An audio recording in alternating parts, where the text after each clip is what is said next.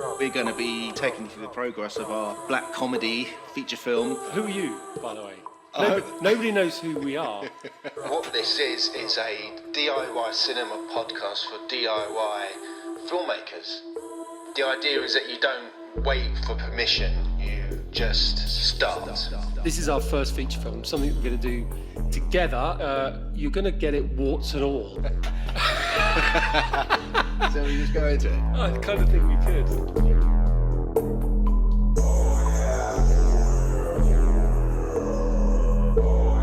This is DIY Cinema Cult.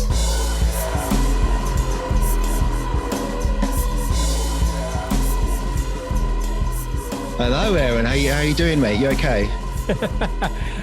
I'm all right, yes, in this very strange and surreal new world that we find ourselves in. Yeah, welcome everyone to episode 5 of DIY Cinema Cult. And we are, well, one of us is in Aaron's shed. We'll always be in my shed in spirit, but this time we're doing it through virtual technology rather than physicality, because we discover ourselves in the plot of a very high budget sci-fi movie. Yeah. But with no heroes. No, absolutely not. We are self-isolating and social distancing because of coronavirus, obviously. And so we're doing this over the internet, over a kind of Zoom, Skype, whatever we don't. Well, other providers are available. Let's not advertise. But sponsorship by one of these providers would be helpful. Yeah. In the ever escalating monthly costs associated with being stuck in our own homes for the rest of our lives. Oh my God. It's a bit weird, isn't it? I kind of feel a bit like when the pubs closed, that was the most terrifying moment of this whole thing almost, because I never thought I'd ever see an England where the government shuts all the pubs in the land. I mean, shit's hit the fan then, right? Well, yeah, and ironically, then it was this kind of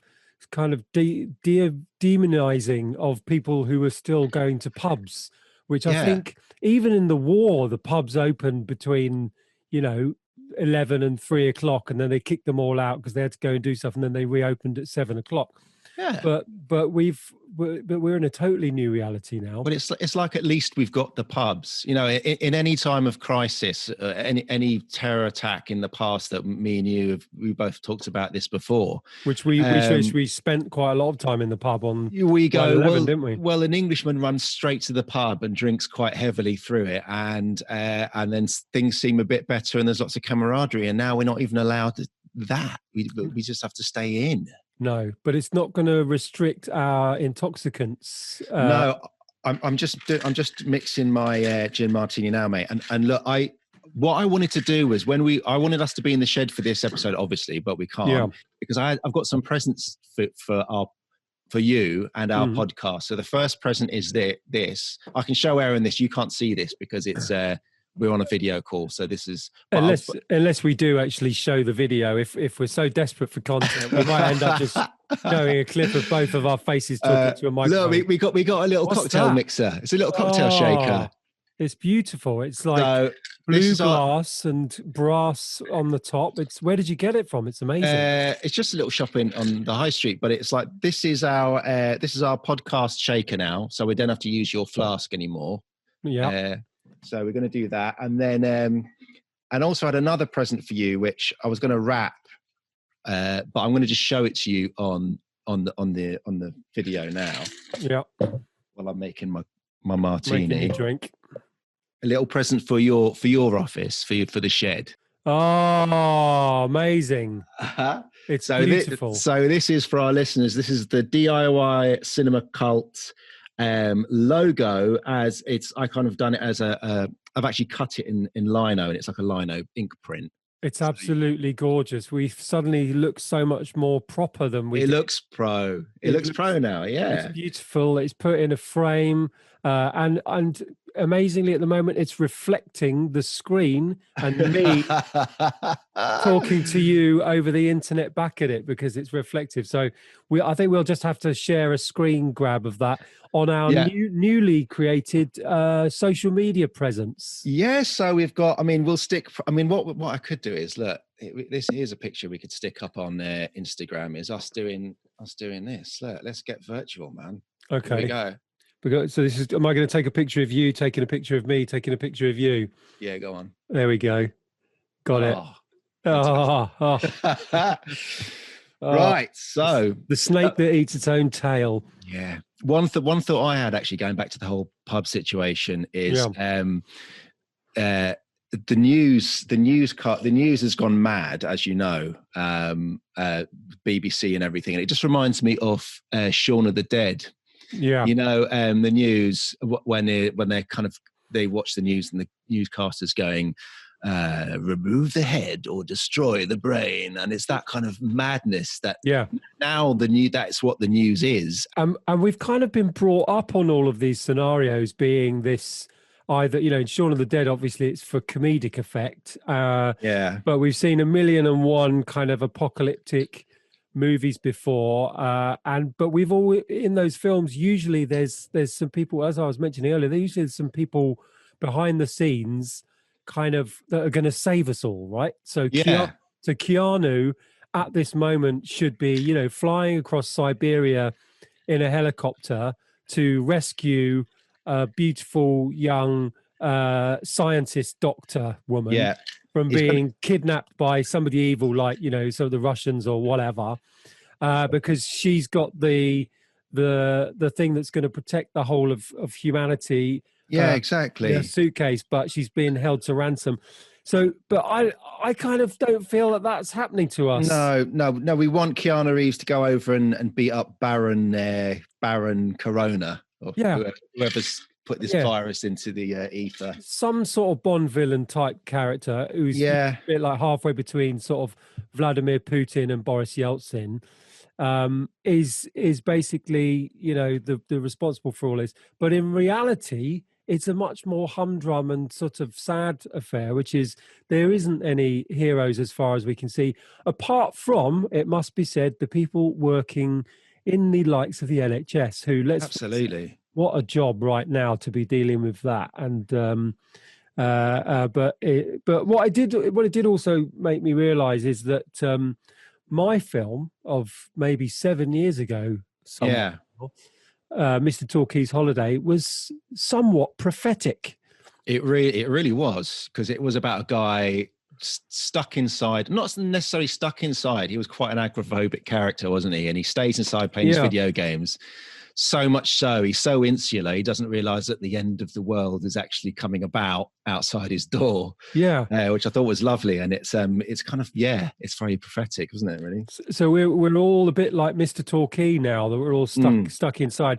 But instead of video games, it's Zoom calls or other providers of video conferencing software. Well, I feel a bit like it's this whole experience it feels like a weird movie coming to life. And like I mentioned, Shaun of the Dead thing, without giving too much of where we are currently located, me and you kind of live in and around the area where that film was made, that film was shot. So it just seems like movies and real life are kind of just merging and becoming a big kind of weird soup. We basically, I think my theory, and it's completely paranoid and probably untrue, is that after David Bowie died, basically it's all turned to shit. He was somehow propping up the universe's kind of balance, and then he died, and then Prince died, and then after that Trump got in, Brexit, blah blah blah, it's all collapsed, and we're just at the very bottom end of that now. You are listening to the debut feature film podcast. This is DIY Cinema Cult.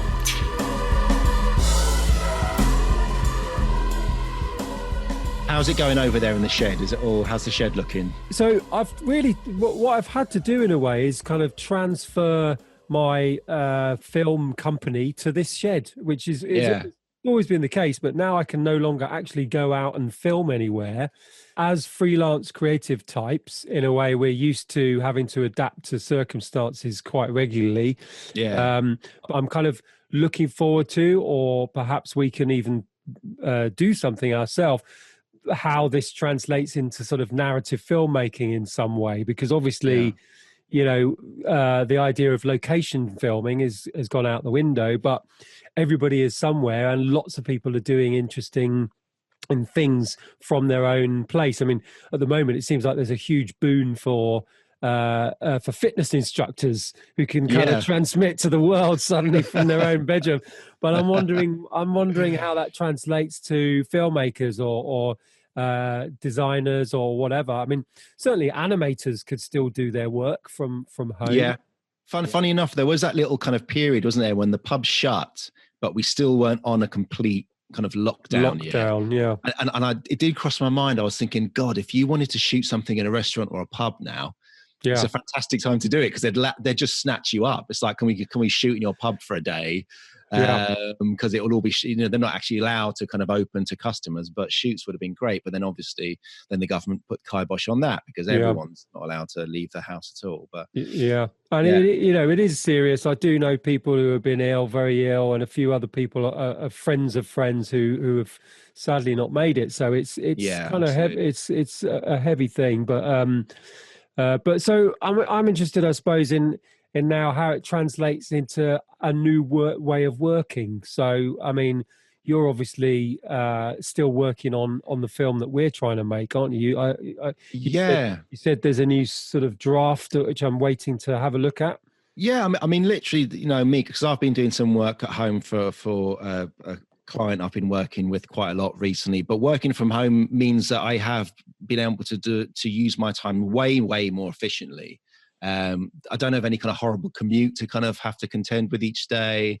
Also, at any times I have downtime from my client's work, I can work on the script. So it just means that actually this is it's been a real eye-opener in the ways that you can work. And like I say, with routine, I've just finished a new draft, which I'm really happy with. Probably the happiest I've been out of all of them so far. And it feels really ready now to send to actors, send to kind of investors. So I'm really happy with that. I've also done like the first draft of what is now called Old Man, which is the contender to be our web series that we could make as a kind of run up to making routine. So, and once now I've done the routine latest draft, I'm ready to jump back onto the Old Man and do a second draft of that. So I'm just trying to use my time as best as I possibly can, really, Yeah, and I mean, it's great to hear that the writing's been coming along, and I think you're very good at, even though you've got a little baby, even that you're actually managing to work on things outside of client work, kind of creative sort of film work. Yeah. Well, it's like, I think I mentioned it on that last episode, the rambly episode I did in Belgium, when I was just kind of muttering to myself on a couple of bottles of left. Yeah. And I did kind of, want to chat to you about that, that kind of thing of career versus family, where how you organize your time to fit around. I know you've got your family and you've got all your other commitments, and how you film. And I'd be interested to hear what other filmmakers have to say, how you find that time. Like, I think I found that recently with having a little baby, my only real window of time that I could work was my commute on the tube. So I ended up writing the last draft, or taking notes, not for the last draft of routine, actually for the first draft of Old Man, was stood up on a packed tube and just scribbling notes while commuting into work, because I literally had 3 hours every day. My commute was so horrible from on the last job I was on. It was a 3-hour round trip. So I had 3 hours where I could just work on the script. I mean, I wasn't sat at a comfortable desk. I was stood up, stuffed into someone's armpit, but that's the only time I had. So I just had to do it and make the most of it. And I think that's what you kind of have to do. I don't know if you find the same thing with being a family man as well, how you find time to do your work. I don't know what your routine is. Yeah, I mean, I think in a way I've got it good and bad, in that you had a bit where you were guaranteed to be out of the house, and albeit not in ideal kind of sort of environment to sort of sit and concentrate on writing, but you made it work for that sort of time. Whereas in a way, because I work so much from home, and now obviously everybody works from home, in a way, there isn't that so much separation between what's going on in the house and what's happening in the shed. There's about 10 meters of grass between us. But of course, now the kids are at home because the school is been out. We've been off for 2 weeks now. There's very, very little separation. Although the way we do it is my partner and I are splitting the time. So I try and do the mornings, she's doing the afternoons, and then at least I can know that in the afternoon I can get some work done, and whether that's creative project work, whether it's trying to keep the sort of business thing ticking over in some way, or the likes of this, obviously, which I'm very happy with the idea that this is the first time I've been able to have a drink over video conferencing as well. Let's do a virtual cheers there with virtual cheers. I'm going to just clink my ice. Gins. Yeah. Well, there's one shed gin going on, one not so shed, which is. I'll just paint the scene for average of Marc looking very professional, but clearly a cot in the background. Baby stuff generally, and a bed. Yeah. So. I'm in our, well, it's not our baby's room, it's our room, but it's our baby sleeps here too. And it's very kind of lots of baby stuff. So, I mean, you might see Debbie kind of walk in the background at some stage and do a nappy or two. So don't be too distracted.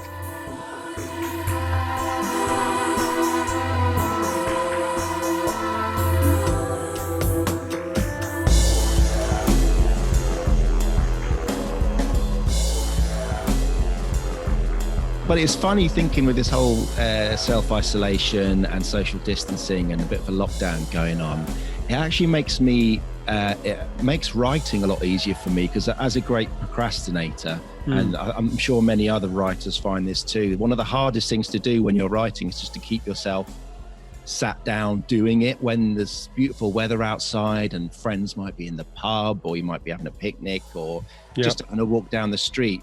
You always have this niggling in the back of your brain. Even if the script's going fantastically well, you just think to yourself, Jesus, I should be outside looking at a tree or talking to a fellow human being. But in current situation, it's ideal for writing, because it's like there's nothing else I can do, apart from obviously be with my family. But it's like it gives you perfect excuse to focus and knuckle down on any kind of writing projects you've got. Yeah, no, I mean, I think in a way, there's a little bit of me which, despite all of the obviously sort of unpleasant sides to it all, there's a bit of me which hopes that I can use it and we can use it for as a positive, turning something that's quite sort of scary and negative into a positive. Part of it is that, as in, okay, what are your priorities? Start to drop all the stuff that is unnecessary for a bit. You're forced to stay in. There's no, there's no shopping. There's no going out and doing things that potentially, waste your time. So focus on your priorities. I think our situation is challenging, because whereas if you've got a salary job and then you're forced into isolation, looks like government will look after you.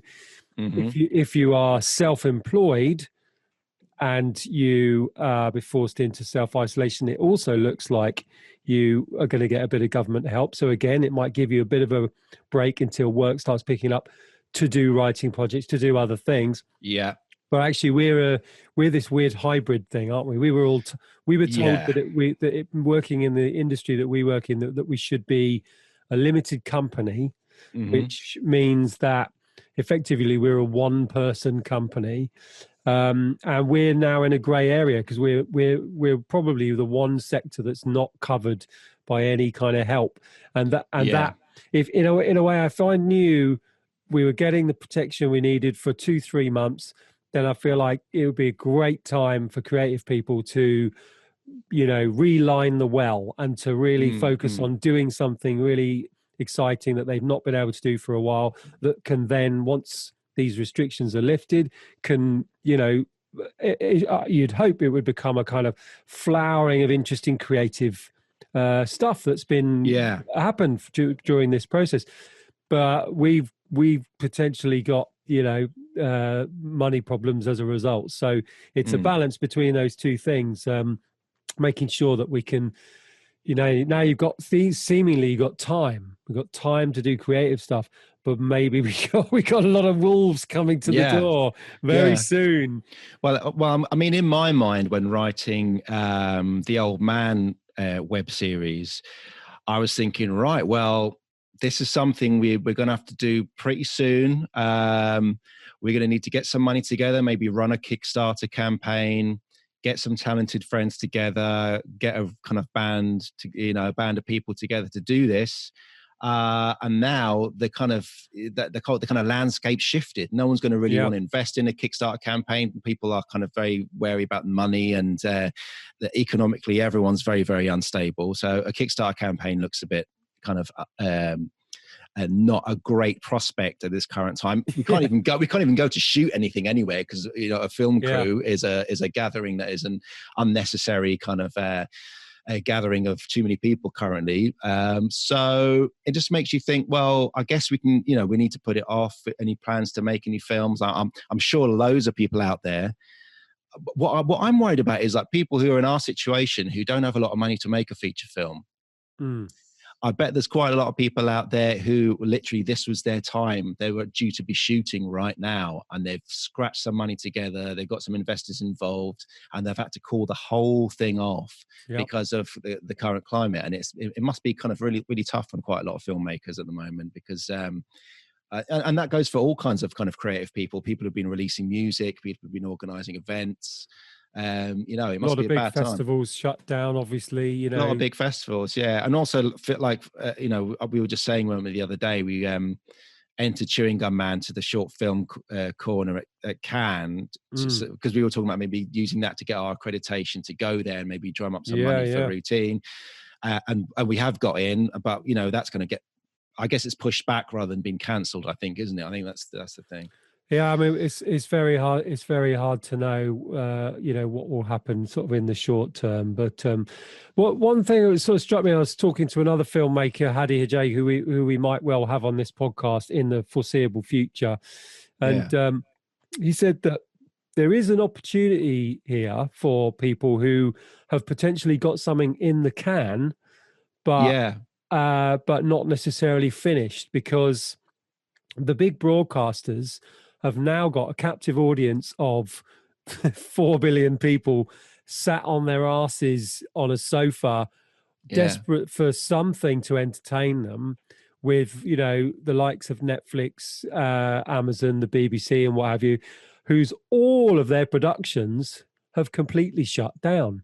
Yeah. They can't film anything, and certainly probably won't be able to finish anything for 6 months, 9 months, who knows, maybe a year. So potentially there's a sort of a new battleground of these streams, particularly the streamers, but also the mainstream broadcasters, trying to find stuff that is potentially finishable. Yeah. That with no need for any more filming. So So it struck me with my documentary about the rave era, that although I would love to do more filming, I've got a lot of it in the can, and I'm gonna, again, if I can get the sort of financial side of it off my back a little bit, to just get that to some sort of shape, so that maybe doors that wouldn't have been open before reopen. And so, us being DIY cinema cult, if I can get this film done DIY, but then it goes out to a bigger audience who are gasping for new stuff. Absolutely, 100%. And I think broadcasters right across the board are, and I'm a pretty good guess at this, because a broadcaster I've recently been working for, I was privy to a meeting where they were kind of discussing this. But I think all broadcasters across the board are now looking also for content that is easy to make, quick to make, because a lot of their big shows, a lot of their big productions are cancelled, but they need they need stuff to go on air, and so all broadcasters are currently across the board are coming up with, right, what do we have? What can we make very quickly, very easily? Stuff that's relevant as well to COVID-19 as well. Yeah. So that might open up a little vacuum within the industry for independent filmmakers to kind of drop into, because or people who can self-shoot, people who can edit. If you have contacts with the industry, or if you can try and find some contacts within the industry, I think there's a greater need now for little independents, little indies, editors, self-shooters, filmmakers to make kind of bite-sized content that will go on television, on cable, on national broadcasters, because it is a problem they have with Match of the Day not really being on. They've scaled that down to now Match of the Day is a podcast that's being recorded in Gary Lineker's kitchen. It's that kind of idea where, right now things are changing. We've got to come up really quick with some ideas, with some concepts that are easy to turn around. And, we've got to save our skins, basically, and keep our channel relevant. So maybe we should set our listeners and ourselves some kind of challenge to make something within these current confines, because it's the classic thing of creative obstructions, right? As in, low budget indie filmmakers, their job should be, well, I've only got this much money. I've only got this location. I'm going to make a film anyway. And so in a way, we're in the ultimate obstruction here, which is you're not even allowed to really go out of your door. Yes, you can go to the park briefly, but you ain't getting a film crew there, and you aren't meeting other actors. So how can a drama, a comedy, or a documentary, or whatever, a thriller, whatever it might be, happen within these current obstructions? And it's pretty exciting, isn't it? I'd love to see what people come up with, and it could be stuff that's very high production values. It could be something that's shot on someone's mobile phone, but I'd be interested to see what kind of concepts or what kind of stories will start to be told with this current climate, and the fact that it is going to have to be a lot of self-shooting, a lot of minimal, stripped down ideas. And it could be that the entirety of a film happens on the confines of someone's screen, as in it is an interesting creative conundrum. So we can throw that out to our listeners. DIY Cinema Club.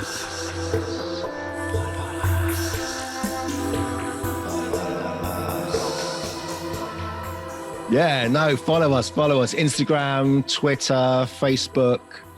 What are all the other ones? Well, we should set up the YouTube as well, because I think you should set up a YouTube. I think that'd be great. And basically this video of us two staring at each other's rooms might be the first thing that goes up on the YouTube site. It's going to get millions of subscribers. Millions. I think a YouTube one would be great eventually, when we've got stuff to, when we start shooting stuff, how-tos of just productions, how we got ourselves together, how we planned and plotted stuff.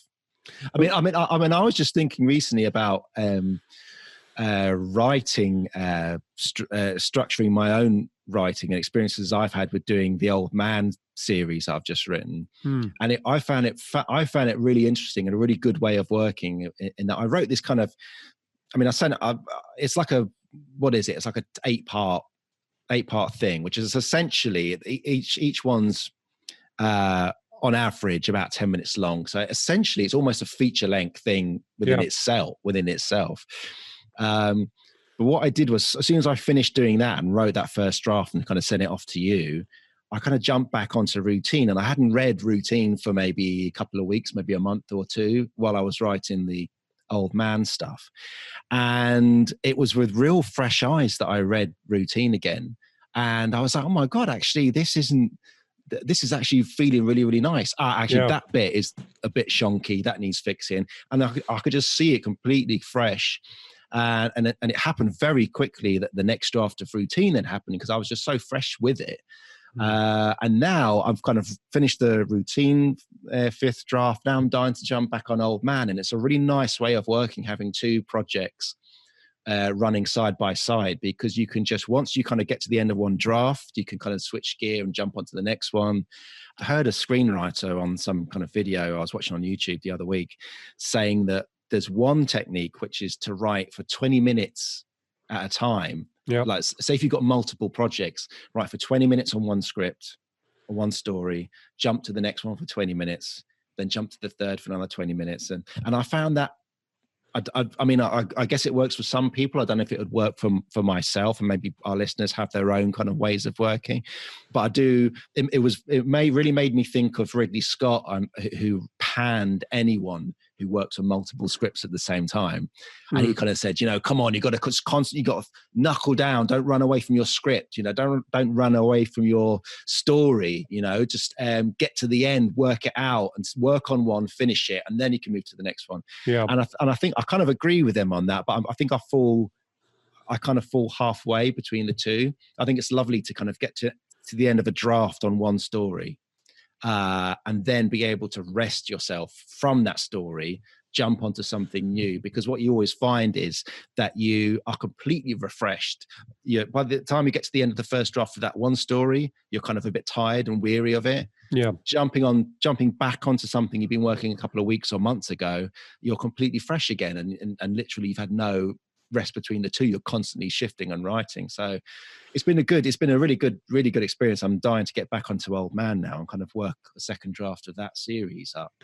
Yeah, I think there's something to be said for just taking a break away from something. So Ridley Scott possibly had the privilege of being able to immerse himself in an entire universe, and something like Blade Runner is like an entire universe to be completely immersed in. Absolutely, yeah. But I think we're in a modern day, we're used to. I hate the word multitasking, because I don't think it really exists. But we're used to having a shorter attention span, should we say? And so the ways and means to deal with that shorter attention span, for good or better, is potentially having a few ovens in the fire. What's the phrase? Irons in the fire. Irons in the fire. Irons in the fire. Ovens in the fire. I think the gin's going down quite well. But also I think having that kind of having that idea that you're working on multiple stories at the same time maybe lends yourself to kind of once you start feeling that you're having trouble with the one story and you can't quite push through. Yeah. It maybe is an excuse to, I want to just bail out of this for a second and jump onto something else. Whereas maybe what I'm saying is, no, push through, work out the problems in the script, get to the end of that draft, then you can rest, and then come back to it in a couple of weeks' time and see how it reads. But there is something nice about acknowledging your own procrastination levels and then going, okay, well, when I'm really struggling with this thing over here, I will just go and do this instead. And so for me, recently, it's been sort of making some music, actually, just sitting and doing some music. I've got a new tune which we could use for our some new stings for the podcast. I was going to say with our, I mean, we've obviously the music we use on DIY Cinema Cult is the wonderful music of Aaron that I have then kind of shonked with and put some kind of little kind of voices to and stuff. But maybe we should start in a kind of Adam and Joe styley, make up some new stings for each other that we can present to each other and maybe have on the show. Yeah, definitely. Now, who's the female voice in that's Debbie. It's Debbie. She's got a radio voice. Yeah, she's good. Yeah, it's very good. I mean, talking about kind of expanding into the different areas. Do her a little test tape. What do they call it? Voiceover artist. Yeah, a little reel. It'll get a little reel together. Get her a reel to, just get her saying, if you've got problems with your life insurance, she could do it. She's got a good voice. You are listening to DIY Cinema Cult.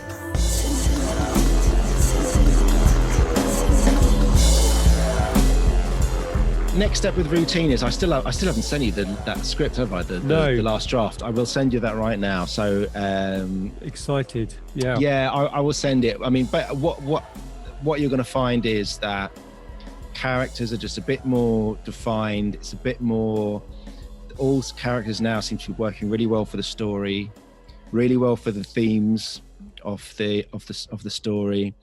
Don's kind of really, his through line seems really strong now.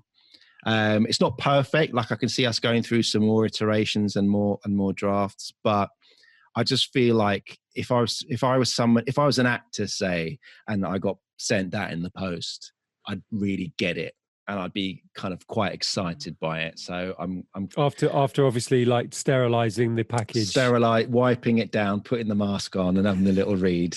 I'd be into it.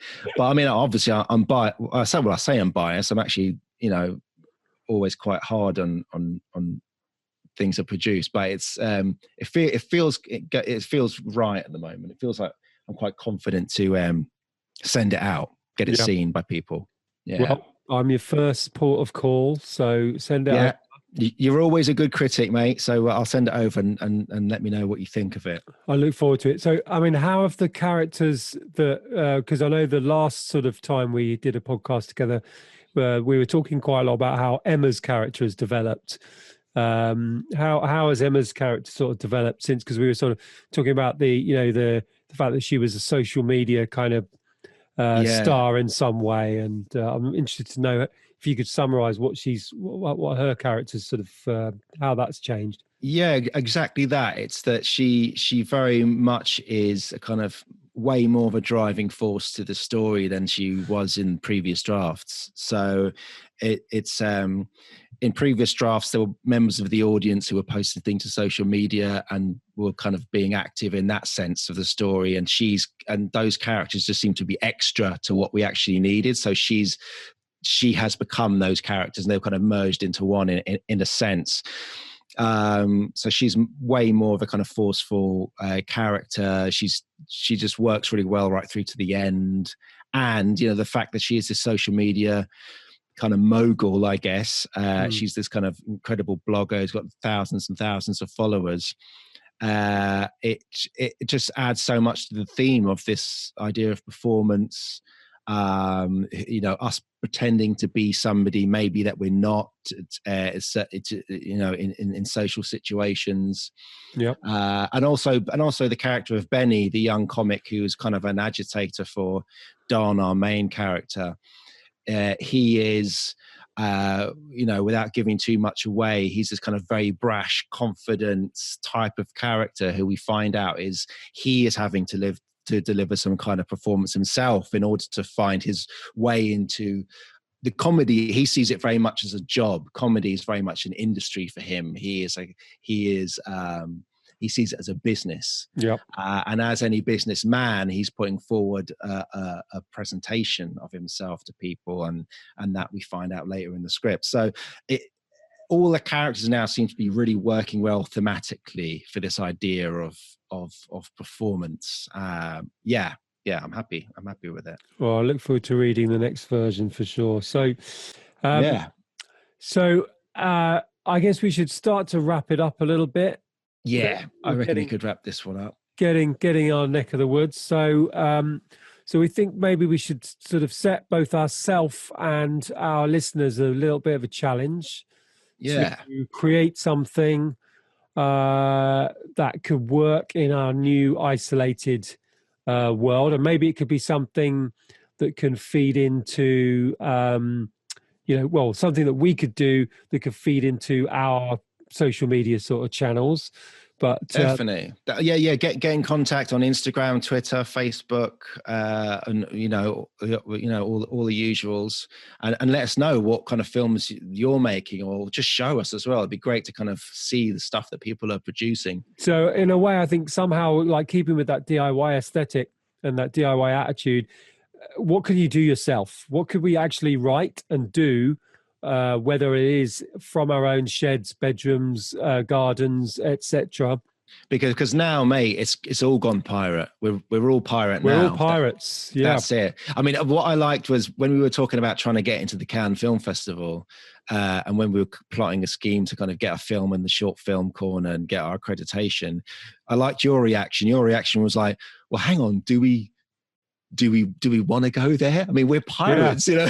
Yeah. You can't be pirates and then go, please, can we come to your special party? Yes, and please, exactly, can we be invited? We're really, really naughty, but we still want to come. Can we come along? Give us the money to make our film, please. Yeah. So yeah, maybe it is. Yeah, let's come up with some fresh ideas. Let's come up with some ways that we can just do things differently. And because that's what we're setting out to do from the start, isn't it? We want to do this film. We don't have maybe the greatest connections. We don't have all the money in the bank. How then can we come up with inventive new ways to get the funds together to make a film that looks of high production value, that tells a great story and that people want to see, right? Nice one. All right. See you later, listeners. See you later, listeners.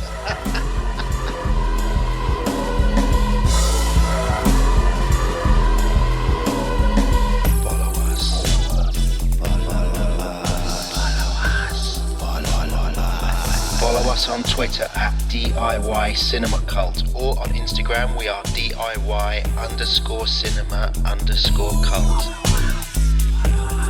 Seek out the DIY Cinema Cult group on Facebook, or why not email us at DIYcinemacult@gmail.com. Follow us.